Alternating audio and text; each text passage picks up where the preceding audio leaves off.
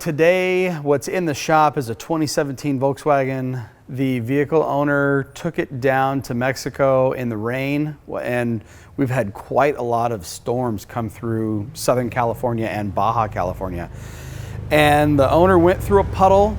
Didn't look as deep as the owner thought the puddle was because there was trucks going through and stuff. The driver had Mexican insurance purchased through a local agency. The driver came in and said that the water line was up to about here for about 2 minutes.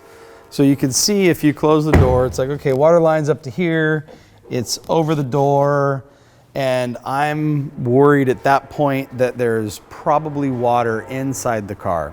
When the driver got to the shop, the driver said, hey, there's nothing really that wrong with it except that every 30 miles, the ESP light comes on and the throttle doesn't work as it should. That problem kind of self-fixed itself.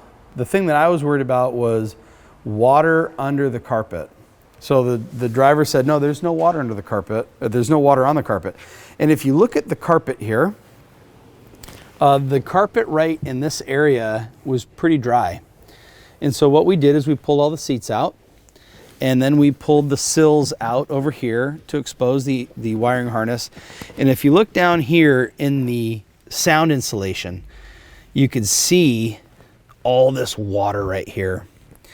Okay, and what's happening, and I'm smelling already, I'm smelling mildew. What'll happen is the inside of this car will have a mildew stench in it. Mold and spores will be growing. The insurance company has currently authorized us to remove the seats and dry the carpet, but they need to get called back and we need to put new carpet in at this point, or at least a new sound insulator underneath there.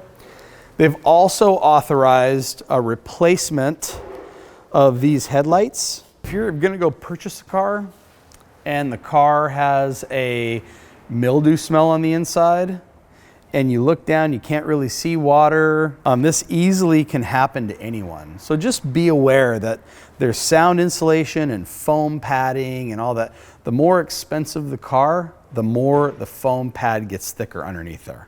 I can tell you that. If you take a Mercedes or a Porsche apart, the foam pad is like 2.5, 3 inches thick.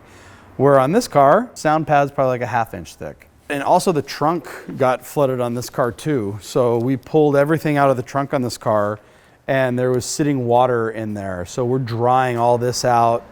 That rear carpet where the spare tire sits was completely saturated in water.